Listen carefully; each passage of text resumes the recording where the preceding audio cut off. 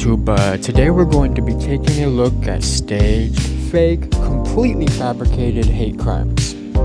I'm all for, dark plots being unveiled or catching crisis actors, whatever it may be, so this little compilation is going up for archival purposes. Now, these are all from different major media sources, some of them they may have had to issue a retraction, some of them they've done follow-up stories explaining that the person who was victimized by a hate crime was actually a hoaxer, and some of them, the whole story itself was fake from the network and was a hoax. But regardless of what it is, I've included links to each separate individual story, so you really can't fuck with me, you can check it out yourself. Now, admittedly, these hate crimes that are fake do kind of all center around one specific group that likes to keep trying to play the victim, but I'm just going to call it all fake hate crimes in general. I'm not going to get specific about it, because if I do, I'm going to get called anti-Semitic, and I'm going to be explaining the Khazarian Mafia to someone, and it's just, I just don't feel like doing it today, And also, last thing, shout out to the SPLC, Southern Poverty Law Center. This week, a federal grand jury indicted them on wire fraud, false statements to a bank, money laundering, sending millions of dollars over the course of 9 years to high-ranking members of the KKK, because I guess if you're going to be a bloated bureaucracy that fights racism, there better be some.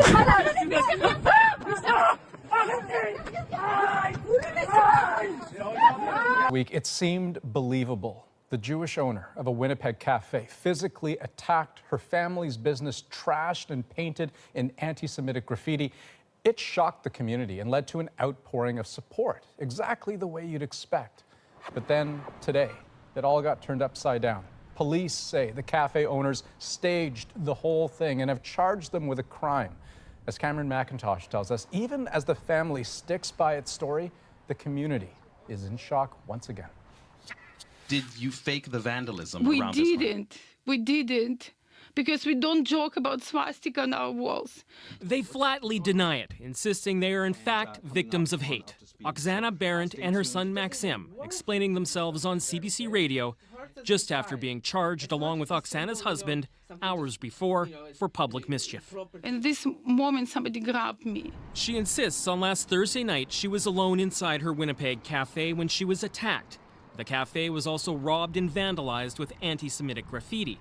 The story caused an outpouring of sympathy and defiant denouncements of hate, until today. In the end, we found evidence of a crime. It just wasn't a hate crime. I am hugely disappointed and frankly angry that this family has used hate and racism in such a disingenuous way. It's not something that we do. It's against our Jewish law. It's against our beliefs. They can find any evidence against anybody. At first, some members of Winnipeg's Jewish community deemed it the most brazen local anti-Semitic attack in memory. Now, B'nai B'rith says if these allegations are true, it damages the entire community. This is a betrayal of the community and a betrayal of also the police. It's a waste of time. And of course, people might roll their eyes at incidents in the future and think, oh, is it true or is it not? Oksana Berendt, her husband Alexander, and son Maxim are charged with public mischief after reporting she was assaulted in an attack that left her cafe trashed and vandalized with anti-Semitic graffiti. They say it wasn't them. Can you imagine how I feel when my place is destroyed like that? What did I do to you? I built this place, okay? Police say otherwise. The incident here in Winnipeg this past weekend was staged. The evidence, police say, will come out in court. Inside the cafe, you can still see signs of their investigation. Backlash against the family has been swift. A Jewish gay and lesbian advocacy group moved out of the building they shared. We were shocked. We were beside ourselves. We were completely floored. The concern is held widely. There's a tremendous concern that this will actually cause more anti-Semitism. Court records show the family is facing lawsuits over debts. They deny staging this for financial gain. And I don't want people to judge us, okay, wrongly, because we didn't do it. We had no reason to do it, okay? The charges are upheld by court. It's disgusting. The cafe had been up for sale, as is Oksana's home. Bernie Bellin writes for Winnipeg's Jewish Post and News. He says hate attacks involving assault are rare. My first instinct was that this is terrible, but it doesn't have the normal hallmarks of an anti-Semitic incident. But the Berends insist They were targeted and say they're scared. It's completely broke our family, our business, everything.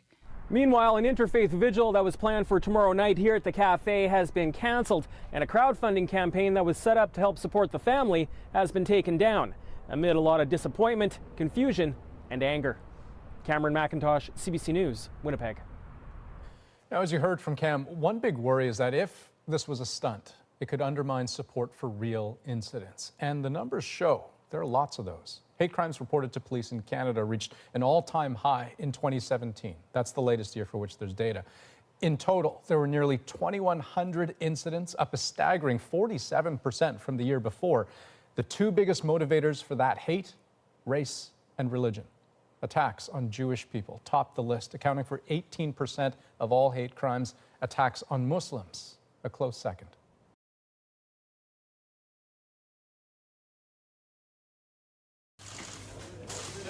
Police in Israel say this 18-year-old American Israeli is behind a series of bomb threats that terrorize Jewish communities around the world. We managed to get to that suspect after having concrete intelligence from different security agencies around the world. He is the main suspect behind threatening different communities, both in New Zealand, Australia, across America. The bomb threats, often detailed and vitriolic, were made over the past few months against dozens of Jewish community centers, day schools, and synagogues. While most, over 150, were in the United States, some Canadian Jewish organizations also had to evacuate after bomb threats. Today, there were mixed feelings about the arrest. We're relieved that police have apprehended a suspect. At the same time, our community is shocked and outraged that the suspect is Jewish. The idea that someone from our own community would launch a campaign to terrorize our community institutions is appalling. Police seized computer equipment when they arrested the teenager. They say he used sophisticated technology to make the calls over the internet, masking his location. Authorities have not released the suspect's name, but media reports in Israel suggest he may have a brain tumor that affects his behavior. His lawyer hinted at that. This is a young person that, because of his very, very serious medical condition, didn't serve in the army, didn't go to high school, didn't go to elementary school. So that's why the medical condition can actually affect the investigation. Israeli police also suspect the teen was behind a 2015 bomb threat that forced a Delta Airlines flight to return to New York's JFK airport. The judge ordered that the teen should undergo a medical examination. Ron Charles, CBC News, Toronto.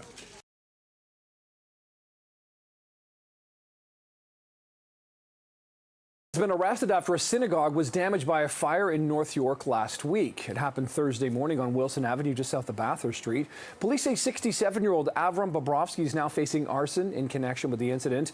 According to the investigation, the man gained access by using his own card and then deliberately setting a fire inside the synagogue. Police say he's a member of that synagogue. The investigation is ongoing, and police are asking for anyone with information to come forward.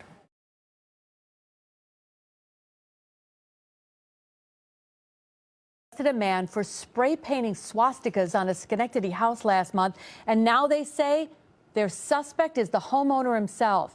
Authorities say Andrew King spray painted his own home. He's charged with falsely reporting an incident. Last month, King called CBS 6 saying he found swastikas on his home, and he said he thought he was targeted because he wears a yarmulke everywhere he goes. Police were not giving a motive for the crime. We're told King was also charged for harassment after a warrant was out for his arrest. Police say days after the swastikas were reported, he threatened to harm someone during an argument. He'll be arraigned tomorrow morning. New details tonight on a... Well, Taryn, as you can imagine, the Jewish community in West Bloomfield is understandably shaken up because all this. Police say Sean Samet fabricated an attack on December 15th as he left a synagogue. Now police are crediting their investment in technology as one way that helped them crack the case.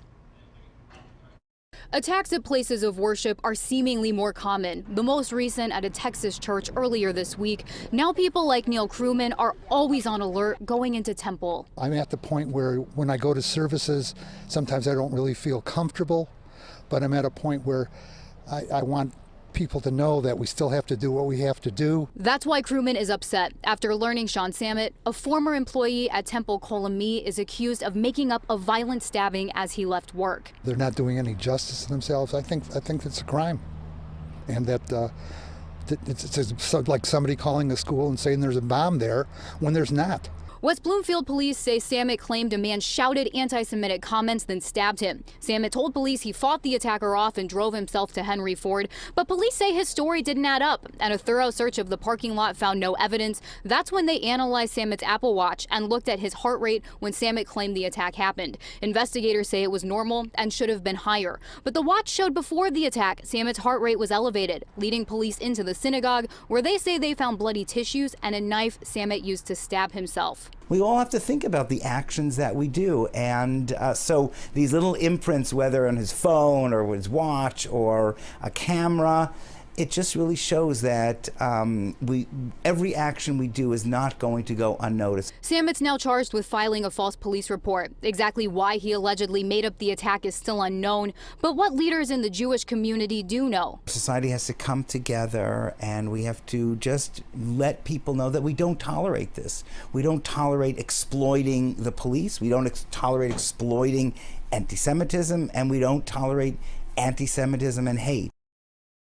Going back to the stab wounds that police say Sammet committed on himself, they actually say they didn't need stitches. Taryn? Well, great work by police. It was very interesting about that Apple Watch as well. But they take these hate crimes, the allegations, very seriously. But the problem is it can also impact other future victims who were attacked and are seeking justice. You know, that's one thing that people we spoke to at the Temple really brought up tonight. They hope that what happened here doesn't take away from everything that the real victims are going through. But meanwhile, West Bloomfield police say it was all hands on deck to find out exactly what happened and to get that investigation wrapped up as quickly as they did.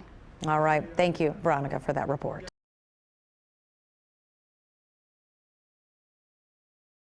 Crime detectives have arrested 56-year-old David Haddad for a string of anti-Semitic messages here in Brooklyn and in Manhattan.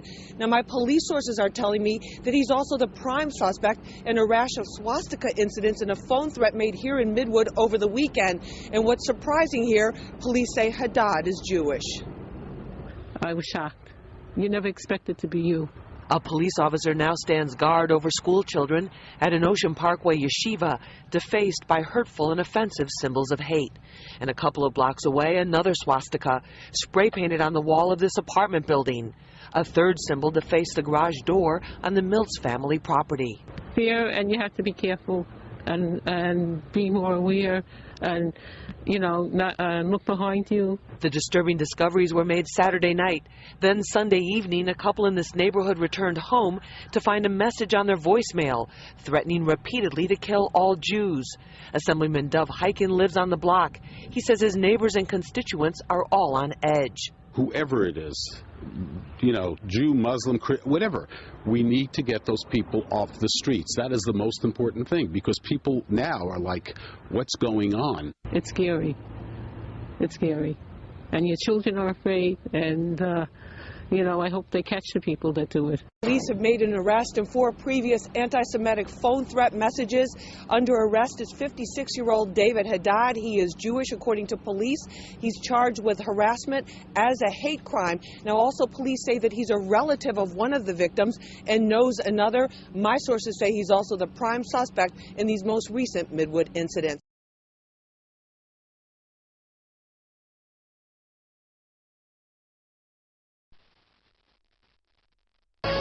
We begin tonight with a surprising development in the story of those swastikas painted on the door of a student at George Washington University. Good evening, I'm Doreen Gensler. And I'm Jim Vance. Turns out the student was painting the hateful symbols herself. Jackie Benson is at the university now with more on this. Jackie? Jim, these incidents, and there were several of them, caused a lot of concern here on the GW campus. Now, the FBI was called in to assist after swastikas kept appearing on a message board, similar to a dry erase board on the door of a female student, she is Jewish, who lived in Mitchell Hall. Now the university confirms that a hidden camera placed in the hallway confirmed the student who was the apparent victim did it herself.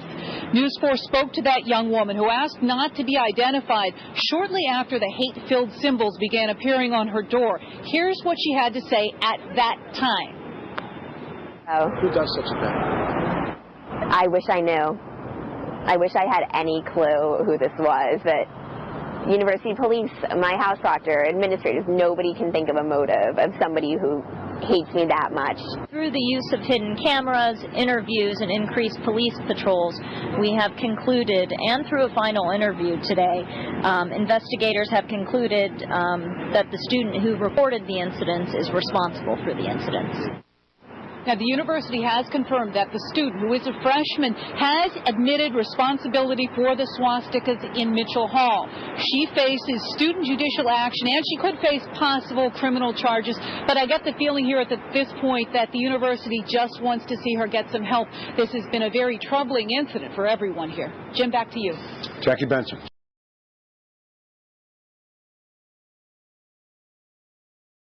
Free Palestine!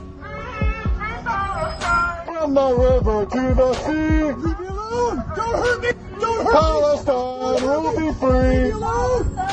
Don't hurt me! From the river to the sea. Don't hurt me! This is so fucking hilarious, don't dude. Hurt me. Don't hit me! Please don't hit me! Please don't hit me! Please don't walk away! Please. You are No! please walk away! We have an actor here. Please Oh God, no! get up and walk away right now! Don't help me! Occupation is a crime! Israel out of Palestine! Free, free Palestine! Free, free, free Palestine!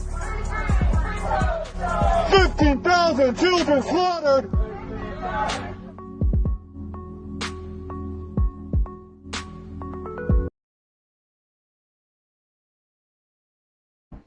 A lawsuit has been filed against a Jewish student organization over I Heart Hamas stickers posted around UBC. We have been harassed. We have been defamed. The stickers, which also had UBC Social Justice Center printed on them, were spotted around campus last November.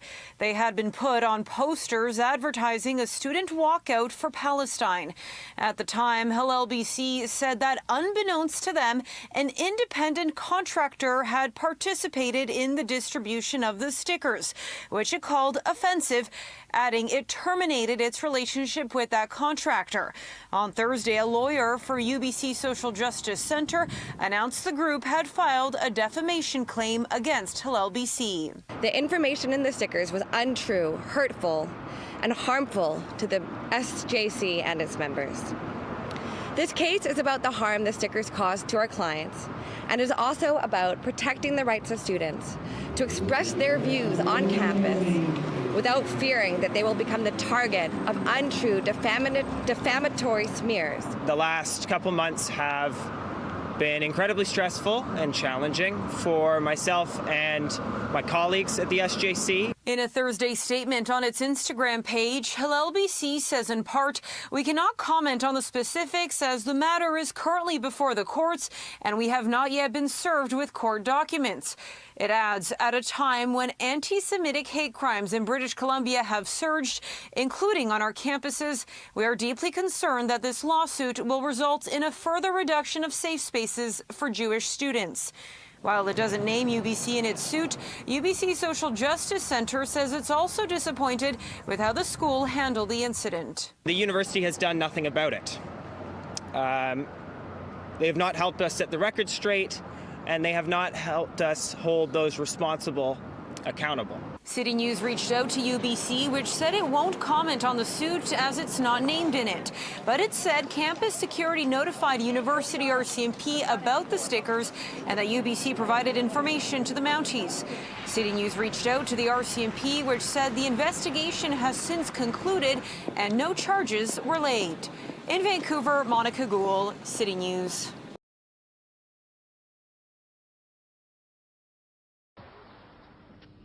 La jeune femme mythomane qui avait inventé de toutes pièces cette agression antisémite dans le RER a décidé de s'exprimer pour présenter ses excuses. Une semaine après ce délit imaginaire qui a suscité de très nombreuses réactions politiques et médiatiques, Marie-Léonie sort de son silence, peut-être pour obtenir la clémence du tribunal. Christophe Winman, Christian Gallet. C'est une jeune femme très fragile qui nous reçoit chez ses parents. Marie-Léonie, la victime imaginaire du RERD, voudrait se faire oublier. Et c'est à visage caché qu'elle récite ses regrets. Je suis profondément désolée de tout ce qui est arrivé par ma faute. Je présente mes excuses à Monsieur le Président de la République, à Madame Nicole Gage et aux personnes qui ont manifesté leur soutien sur mon mensonge.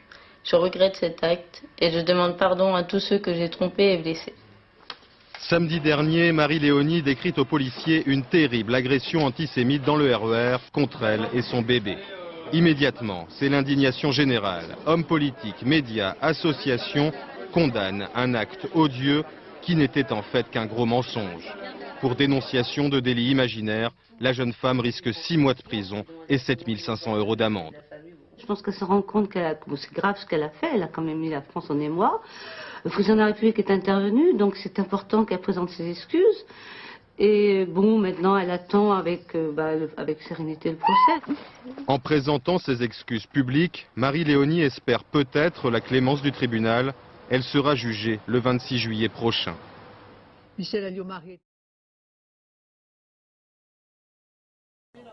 The mayor of Amsterdam has backtracked on her use of the word pogrom to describe the violence which erupted following the Ajax Maccabi Tel Aviv football match in the Dutch capital.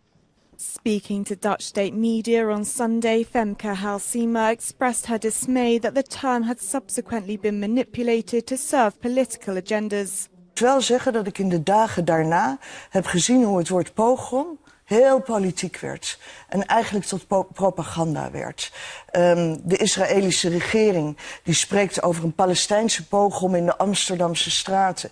In politiek Den Haag wordt het woord pogrom vooral gebruikt om Marokkaanse Amsterdammers, moslims, te discrimineren. Zo heb ik het niet bedoeld. It comes as Moroccan-born Dutch Finance Secretary Noura Akaba announced her resignation following comments made by the government's hard-right leader Geert Wilders. Last Wednesday, Wilders blamed Moroccans for attacks on the Israeli football fans, claiming that we saw Muslims hunting Jews and adding that it was fueled by Moroccans who want to destroy Jews. He also said those convicted of involvement should be deported if they have dual nationality. Time now for Truth or Fake, and Catalina Marchand-Debreu is with us today in today's edition. A viral miscaptioned video circulating on social media, and it claims that Muslims are hunting Jews. Tell us more about this, Catalina, if you can. That's right. Here we're going to show some examples of this viral post that's going around where users are sharing this video in Amsterdam, claiming that it shows hundreds of Middle Eastern migrants are out hunting Jews on the streets of Amsterdam tonight. A post by Visgard24, known for spreading misinformation on X, while other users who are sharing the same video also claim, for instance, in this post seen over 7 million times on X, this user claims Muslim mobs in Amsterdam are hunting Jews tonight. I wish this was fiction. It's not a post from November 8th, and this viral post, as we said, seen 7 million times, so very viral. Let's take a look at this video where you see the streets of Amsterdam, mobs of men who are attacking other men. Indeed, these are riots between soccer fans following the soccer match between Ajax Amsterdam and Maccabi Tel Aviv. That users claim this video shows clashes between Muslims and Jew soccer fans following this Europa League soccer match that resulted in attacks categorized as anti-Semitic by authorities, local authorities in Amsterdam, Israel, across Europe, and the U.S. internationally. So what do the images really show then? Well, Angela, according to our analysis, these claims are fake. We'll explain. In a reply to a tweet spreading these false claims, the actual photographer who recorded this video said, and I quote, that this video actually depicts a group of Maccabi Tel Aviv supporters starting a fight and beating one Dutch man. So this is according to the photographer who filmed this footage herself. And here's the original footage published by the photographer on X, called Ayanet on X. The Dutch photographer is actually called Annette de Graaf, where you could see she provided an extended version of this video showing what actually happened, clearly captioning the video, "Fight in front of Amsterdam Central Station."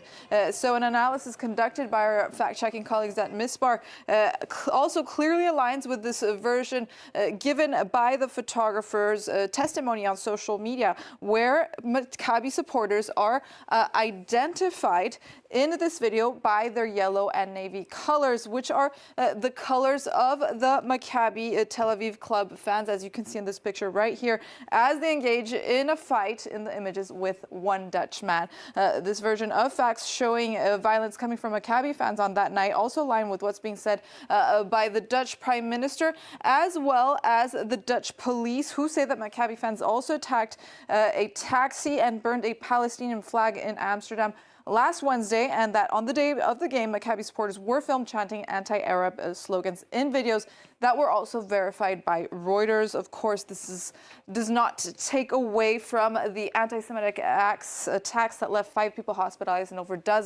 over 60 people at least detained after the attacks on Israeli soccer fans in Amsterdam.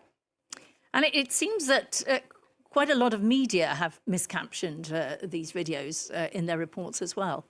That's right. Not only is users on social media, but the same footage was also misrepresented by many major media outlets in their reporting. As reported here, as pointed out by the photographer herself on her account on X, the photographer demanded an apology and the removal of her miscaptioned footage by major media news outlets such as CNN, BBC, The Guardian, The New York Times, amongst others. Let's take a look at some examples that are still miscaptioned and published online. Here, for example, we have the Wall Street Journal with the caption showing the video with a caption, while captioning it as "Israeli soccer fans attacked by mob in Amsterdam." We have another example by CBS that captions it as Israeli soccer fans attacked in Amsterdam, while the BBC also uses this footage to show once again, during an interview, Israeli soccer fans who experienced violence in Amsterdam. Wrong information, since this video, as we've explained, actually shows Israeli soccer fans attacking a Dutch man, falsely being labeled by several media outlets, as we showed, as Israeli soccer fans being attacked by locals or pro-Palestinian soccer fans. So media such as the New York Times as well, who used this video and miscaptioned it, either omitted a correction. For instance, the New York Times stated on the article itself that they independently confirmed that the verified footage actually shows a group of Maccabi soccer fans chasing a man on the street, while Deutsche Welle on X also says that the clip that they showed is miscaptioned with the wrong context, while it seems other media just deleted the miscaptioned video online. Okay, well, thanks very much, Catalina.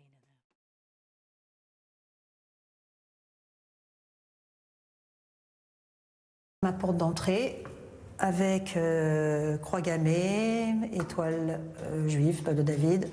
2 mois que cela dure et il y en a partout. Sa boîte aux lettres, sa porte d'entrée, les escaliers, l'ascenseur. C'est pas quelqu'un qui s'amuse en fait, parce que c'est trop grave, c'est trop gros, c'est trop. À peine effacés, de nouveaux tags apparaissent, de plus en plus ciblés, jusqu'aux menaces de mort. Pour moi, le déclencheur où j'en peux plus, c'est là, voilà, avec dans l'ascenseur, avec marqué 10e gauche. Et sur la droite, salle juive morte. C'est forcément quelqu'un de l'immeuble, est-ce que mes voisins proches à qui je parle ici, ils se disent c'est pas possible autrement, soit c'est quelqu'un du lotissement d'ici, ça devient du harcèlement, c'est même plus, c'est répétitif, c'était la 3e fois, ensuite il y a eu une 4e, il y a eu des lettres anonymes, ensuite on a eu les escaliers tagués, le côté de la porte, et après, là, il y a donc à peu près 15 jours maintenant, et sont arrivés les mots, parce qu'au départ c'était que des dessins. Et là, ça a commencé à monter en fait en grade. 6 plaintes ont été déposées au commissariat du 11e arrondissement. Une enquête est en cours. En attendant, cette mère de famille ne vit plus. Il y a 6 plaintes avec des compléments de plainte. Donc il faut savoir que j'y vais pratiquement en ce moment, tous les 3 jours, je suis à la police pour porter un complément de plainte.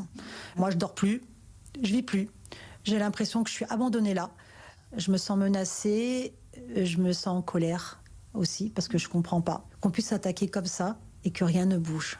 Bien sûr, on me dit il faut partir, il faut quitter, il faut aller dans un autre logement. Oui, d'accord. Mais pendant ce temps-là, la personne ou les personnes qui font ça, qu'est-ce qu'elles font elles? Elles sont chez elles, elles sont tranquilles. Mais moi, ma vie, par contre, elle est mise en guillemets depuis 2 mois. Hors de question pour elle de partir de chez elle, de cet appartement où elle a grandi avec ses parents. Mais Nancy est d'autant plus inquiète car elle habite dans le même immeuble que Mireille Knoll, cette femme juive de 85 ans assassinée chez elle en 2018.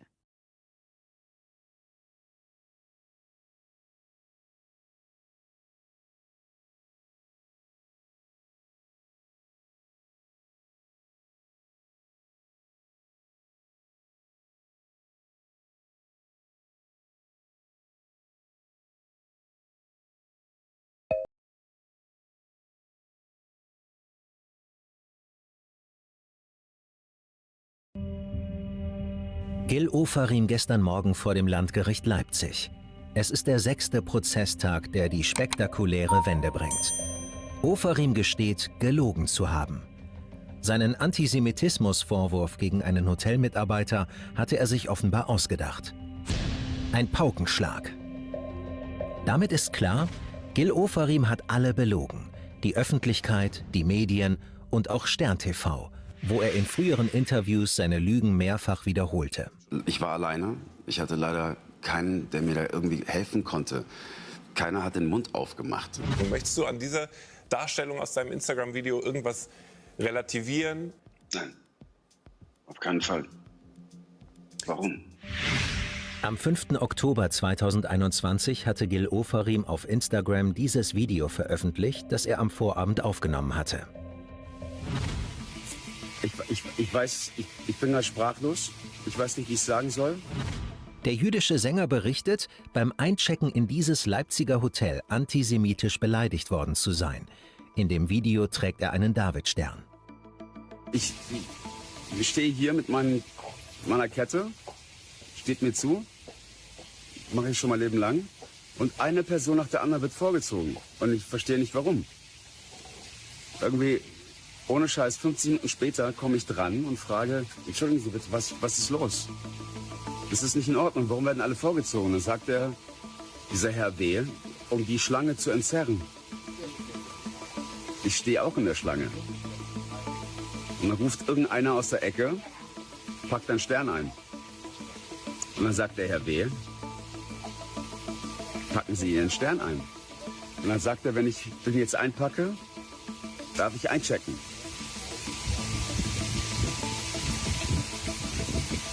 Wirklich? Millionen Menschen schauen sich das Video an. Empörung macht sich breit. Vor dem Hotel demonstrieren Menschen gegen Antisemitismus. Nur einen Tag nach seinem brisanten Video ist Gil Ofarim live zu Gast bei Stern TV und erklärt, er habe mit der Veröffentlichung gehadert. Ich habe die ganze Nacht wach gelegen und wusste nicht, ob ich das jetzt tun soll oder nicht. Wird das einen Unterschied machen oder nicht? Ganz ehrlich, verzeihen Sie mir mein Deutsch. Es kotzt mich an. Es ist nicht mein Job, das zu machen. Ich bin weder Antisemitismusbeauftragter. Ich bin einfach nur ein Künstler, ein Musiker, ein Mensch, der einfach nur in einem Hotel einchecken wollte. Die Vorwürfe gegen den Hotelmitarbeiter Markus W. bekräftigt Gil Ofarim auch bei uns. Eine Lüge, wie seit gestern klar ist. Wie hast du in dem Moment dann auf den Affront reagiert?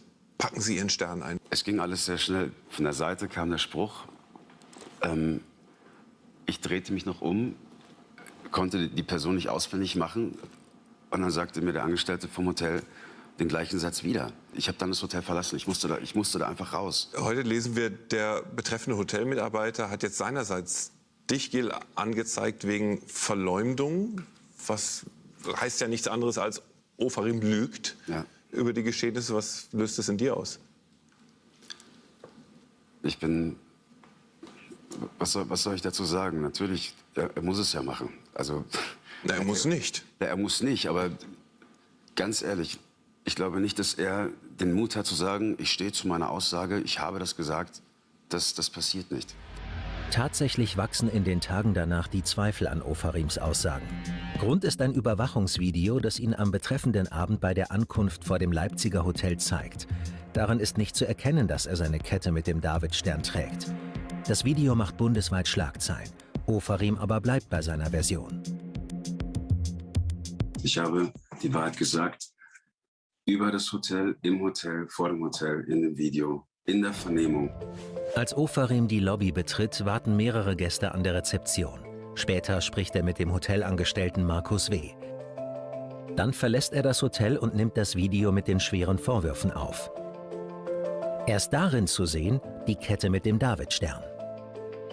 Bei Stern TV bitten wir Ofarim erneut, Stellung zu nehmen. Warum soll jemand sagen, pack den Stern ein, in einem Moment, in dem der Stern ja eingepackt war, ganz offensichtlich unterm T-Shirt war, unter der Jacke jedenfalls nicht sichtbar war. Das ist für viele Leute eine Diskrepanz. Kann ich absolut verstehen, aber ich kann es nicht anders sagen. Ich hatte meinen Stern an. Möchtest du an dieser Darstellung aus deinem Instagram-Video irgendwas relativieren, ergänzen, zurücknehmen, in ein anderes Licht rücken? Nein, auf keinen Fall. Warum? Also wieso sollte ich jetzt was anderes sagen, als so wie ich es zuvor gesagt habe, in den letzten 2 Wochen auch?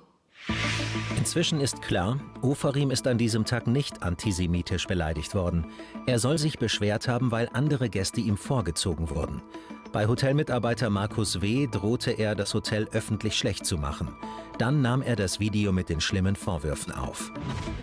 Der Hotelmitarbeiter aber zeigt den Prominenten wegen Falschbehauptung und Verleumdung an. Das vermeintliche Opfer wird zum Angeklagten. Vor 3 Wochen beginnt der Prozess gegen Gil Ofarim. Zunächst rückt er von seiner Version nicht ab. Gestern dann das überraschende Geständnis. Nur wenige Sätze, die alles verändern. Die Vorwürfe treffen zu. Ich möchte mich bei Ihnen entschuldigen. Es tut mir leid, ich habe das Video gelöscht. Ofarim muss dem Hotelmitarbeiter ein Schmerzensgeld und zusätzlich 10.000 € an 2 Einrichtungen zahlen. Das Verfahren wird dann endgültig eingestellt. Für ein weiteres Interview mit Stern TV war der Sänger seit seinem Geständnis nicht zu erreichen. Sein Anwalt teilt uns schriftlich mit, Zitat: Ich glaube offen gestanden auch nicht, dass Herr Ofarim in nächster Zeit Interviews geben wird.